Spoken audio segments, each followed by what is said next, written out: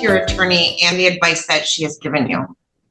Right from the start, the judge is confirming something critical: the defendant's satisfaction with legal counsel.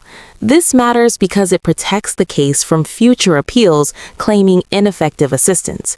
But here's the real question: is she truly prepared for what's about to unfold? This is where courtroom tension starts building, and trust me, it only gets heavier from here. Yes. All right, Ms. Underwood, do you wish to explain or challenge the accuracy or relevancy of any information in the pre-sentence report? We do not, Your Honor. Do you, Ms. Wagner? No, Your Honor. All right. Let's see. She has no, she has one prior offense back in 2015. So, and there are no guidelines because this is a misdemeanor. So, Ms. Underwood, I would just ask that you allow Ms. Wagner and the victims to speak first. Okay. All right. So, Ms. Wagner, you have someone who wants to. Yes, Your Honor, we have Wanda Short and Marnie Apple. Okay, one at a time that can come up.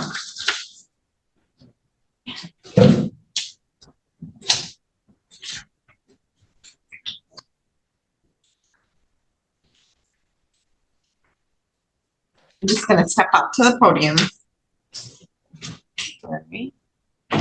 And if you could state your full name for the record. Wanda Short, How do you spell your last name? S-H-O-R-T. Okay, very good. So what would you like to say to me? I picked the kids up on the day all this happened, and the first thing was Mommy and Keys whooped Reese because they beat Reese.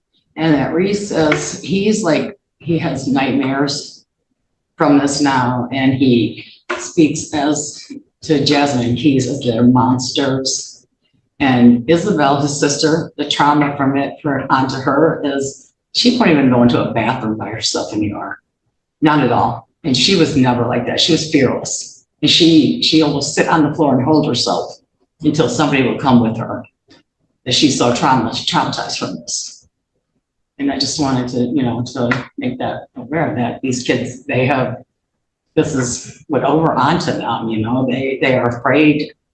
They're terrified because of that. And I just want them to be okay. And I just, I want to make sure that they're fine. And They're in counseling. yeah, they do need, well, we're starting Isabel in counseling now, but yeah, they both need to be counseling, I think, yes. Have they gone to counseling before this? No, they were great, loving kids before this. No, I mean, like during the process. Oh, Isabel's been one time so far as I know, and I don't have to ask Marnie about it. Okay. But she has been, they're starting it, so she needs to be in counseling because we got to get past this, because she won't, like I said, she won't go to the bathroom out by herself, and she would get up in the middle of the night and go to the bathroom by herself without a problem, and now she won't. She's terrified, and they're terrified they're going to run into her. She's terrified she's going to run into her at the store. And Reese, like I said, he's watching this cartoon about monsters, and he refers to her and Keys as the monsters in the TV show now. I had photos on my table of us at Chuck E. Cheese on her birthday, on Izzy's birthday, and she ripped them up and ripped her mom out and taking it to the counselor, and then drew all over it with black marker, like cut her right out of it.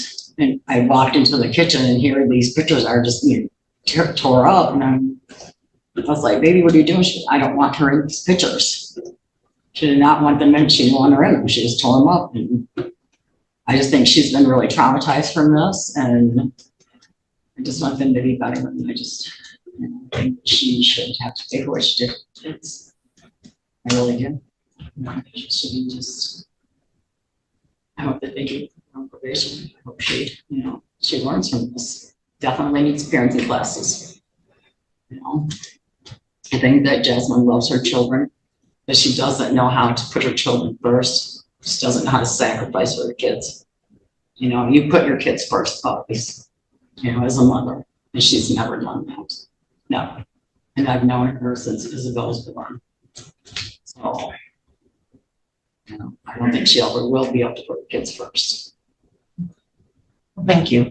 You're welcome. This is where the case shifts from legal to deeply emotional.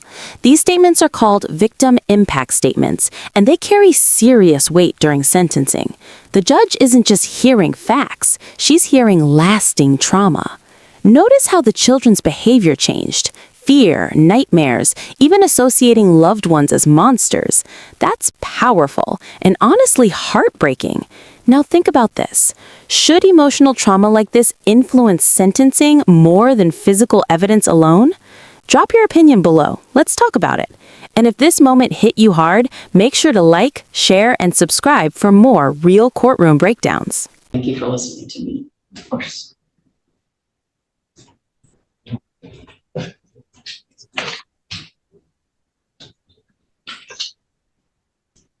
Right, you step up to the podium too. Thank you. You're welcome. And could you start out by stating your full name? It's Margaret Apple. Spell your last name, APPLE. just like it sounds. Okay. Yes. So what was your first name? Margaret, Thank you. MARGARET. Thanks. I guess first and foremost, Wanda's referring to the incident with Reese happening in a bathroom. That is why Isabel is having issues with the bathroom. But from the very beginning after this happened,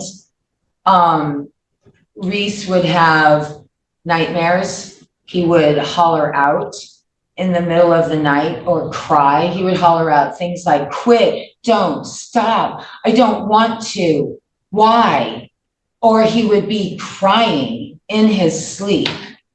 And he occasionally, I mean, we try very hard to spell around him if we have to be speaking about anything referring to this, so that he's not picking up on anything.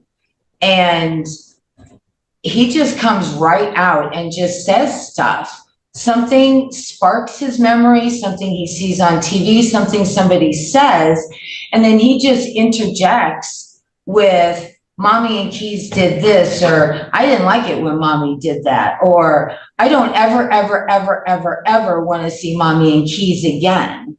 And I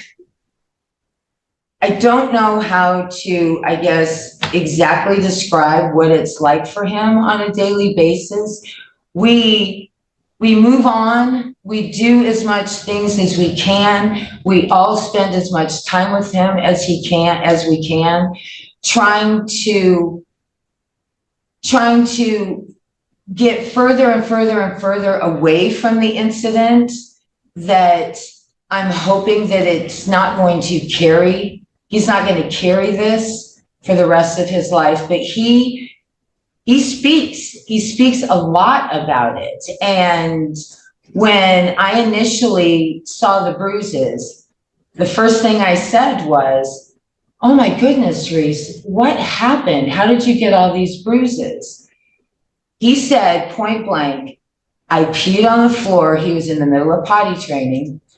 I peed on the floor and Mama and Keys whooped me with a belt and put me in a corner. And I was the one that reported it. I was told to get Tommy and get it medically documented and started all of this. And I'm really and truly hoping that these kids can get past this and that they don't have all these residual effects and these lasting effects of years and years and years of abuse.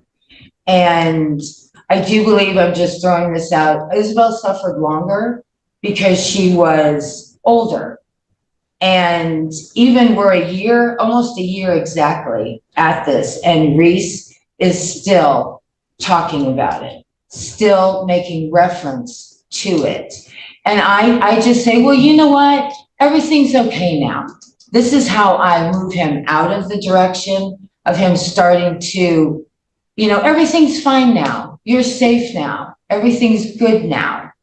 You know, just so that I'm hoping slowly but surely we can kind of work this out of his mind so he's not as traumatized, but he's still to this day, a year later, has nightmares and dreams and still talks about how he doesn't want to ever see them again and that they are monsters. And I am not one of those people. I do not discuss this. I do not prompt him. I do not ask him questions. I don't ask him how he feels about this incident.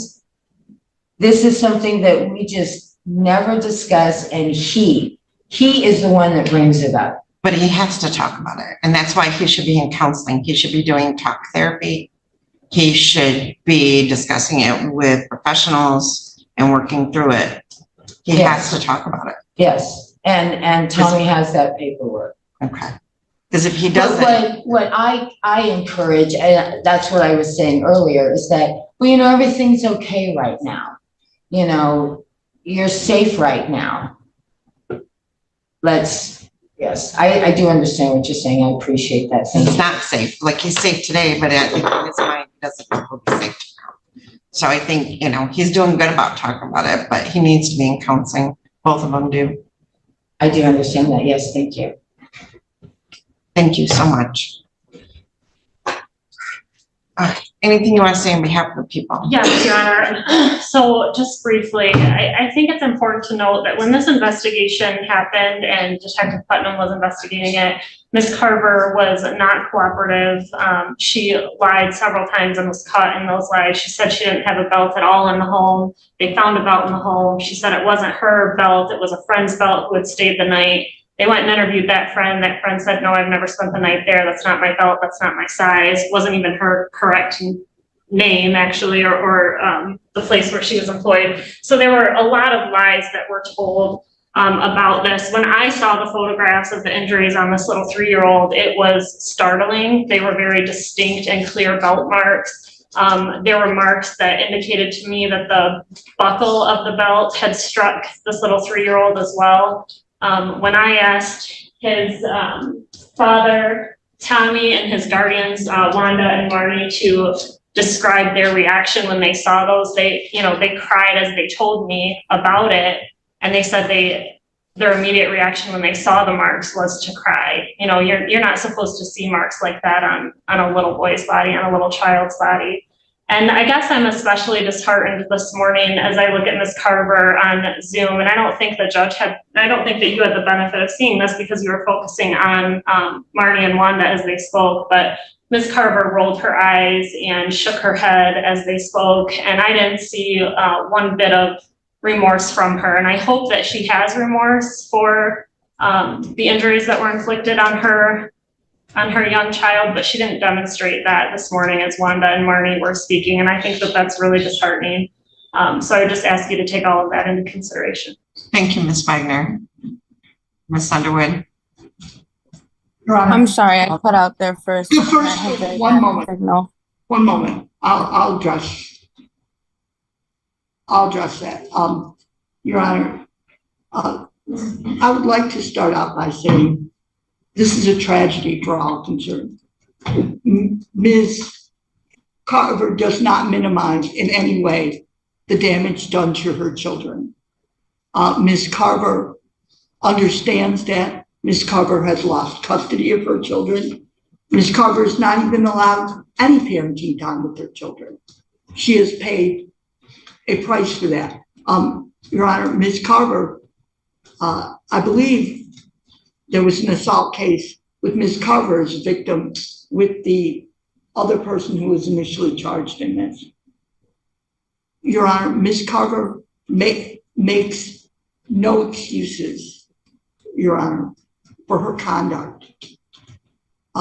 Ms. Carver told me this morning that she has been getting daily texts from anonymous people threatening her and saying really repugnant things to her.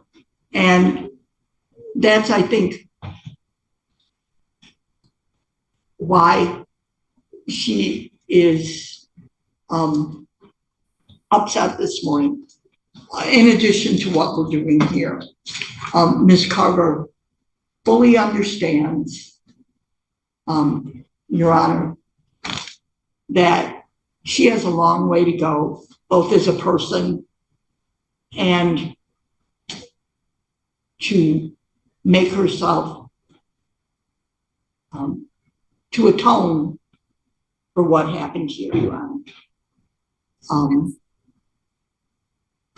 We would ask that the court sentence Ms. Carver to probation with the provisions that the court feels comfortable.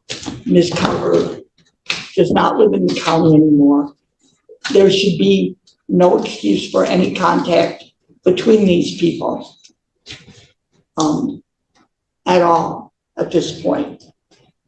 I think it may never happen, you know, but I think that we would ask the court to comply with the plea agreement in this matter, Your Honor. Now this is the turning point. The prosecution highlights lies, lack of cooperation, and zero visible remorse. And in court, perception matters just as much as facts. A defendant's attitude can absolutely influence sentencing. So here's the big question. Do you think her behavior in court made her situation worse? Because judges are human, and reactions like eye-rolling can completely shift how they interpret accountability. Comment your take below, and don't forget, like, share, and subscribe so you never miss these intense courtroom breakdowns. Ms. Carver is ready and eager to get this behind her. Ms. Carver, anything you'd like to say on your own behalf? Yes. I need this to be reminded. When I had my daughter, being my circumstances, I understood that I couldn't care for her, and I gave her to Wanda. I put my trust in Wanda for my daughter. I didn't get any kind of full custody of my daughter until about a month, 2 months after I had asked them if I could put her on my taxes because they had been filing taxes for her. It was a problem. They stole her social security card and went ahead and did it anyways. I was trying to get Section 8 housing for So me Ms. Carver, Ms. Carver, listen, I want to hear what you have to say about the fact your children were beaten. So why don't we talk about that? I never, and I really say this with all my heart, and I feel like with what we've been through, I would never put my hands on my children. I realized that somebody else was, and I got away from them. I take blame for not noticing that that was happening, and I apologize for that. I do. I apologize. I did not realize that was happening. I didn't. I love my children. That will never change. And I have completely removed myself from all of that. I'm going to church. I'm going to parenting classes. I'm going to therapy. I'm doing everything that I can. And I'm trying to be a better person. I'm trying to be there for my kids. But I get woken up every morning telling me that I'm a horrible person and that's why my mom died and my dad doesn't love me and I should just go kill myself. And it's like I'm trying everything I can. And I realized I made mistakes. And I put myself and my children around people who they shouldn't have been around. And I regret that. I will always regret that. But I'm doing everything that I can to fix the problem that I can be allowed. You know what I mean? I'm doing everything I can. Anything else? I will do whatever I can for my children. I will do whatever I can. And even if that means I have to do it from a distance right now. I understand the predicament. But at the same time, these people, I mean, it doesn't even matter because, I mean, I have people who could stand up and literally attest to say that these people are lying. But I just felt like no matter what, I'm not going to be heard. So Miss Carver, oh, thank you. In determining the appropriate sentence in this case, the court has considered the seriousness of the offense, your history, the principle of proportionality, the statutory penalty, the cost of confinement, the sentencing guidelines, the report and recommendation of the probation department, as well as what has been said upon the record at this hearing. The criteria and reasons for the sentence are the nature and gravity of the offense, the discipline appropriate to its commission, deterrence against repetition by you and by others, potential for reformation, vindication for the law, and protection of society. So, Ms. Carver, what I heard was a lot of deflection of blame. Being a mother, I know if my kid has a bad mosquito bite. I certainly would know if someone was beating the shit out of my kid. And you let them. You're not talking anymore. I'm talking. So, you know, unfortunately, this happened, and now your kids are going to pay for this for the rest of their lives. The rest of their lives, because in their eyes, you are a monster now. So I'm glad that you're making progress. I'm glad that you're doing things through CPS. But, you know, these children will take years to recover from this, and that's why they need to be in counseling. They can't forget about it. They have to deal with it. So they need to be in counseling so they don't marry a man who beats the crap out of them or, you know, beat the crap out of their girlfriend. You know, they have to change that. And unfortunately, you did not protect them, and that's why we're here today. So it's sentence of the court that you will pay. You'll be placed on probation for a period of 12 months under 769.4A. During that term of probation, you will pay $750 in court costs, $450 court-appointed attorney fee, $100 fine, $50 in state costs, $75 crime victim rights fee, $30 per month supervision fee. During your term of probation, you're not to use any illegal controlled substances, any alcohol, not to be unsupervised around any minor children under the age of 17.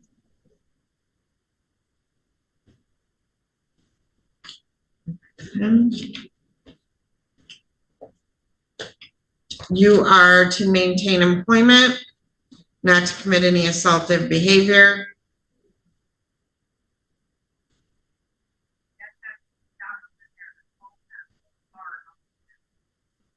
Anything else? I would ask for no contact order between her and the children, and This is a PS case, right? she's lost custody to both children at Or this her parental point, rights so terminated? I believe so. Yes. Okay. No contact with the minor children. And can we include the children's fathers? I can give you their names, as well as Wanda Short and Margaret Apple, who frequently have the children in their custody. Okay. So Ms. Underwood, no contact with the children, their fathers, or the guardians. So you understand, Ms. Carver, you're not to have any contact with either biological father or either of the women who were here speaking today, Ms. Apple and Ms. Short. Do you understand that? yes, will I be able to see my kids ever again? No, you lost custody. You lost your parental rights over them. Your rights were terminated, correct, Ms. Carver? I thought my custody was terminated. I thought I still had rights. I don't know. I don't have that file, but I don't know if you'll ever see your kids again. You know, maybe when they're adults, if they want to see you, but that would be them when they're an adult. Okay.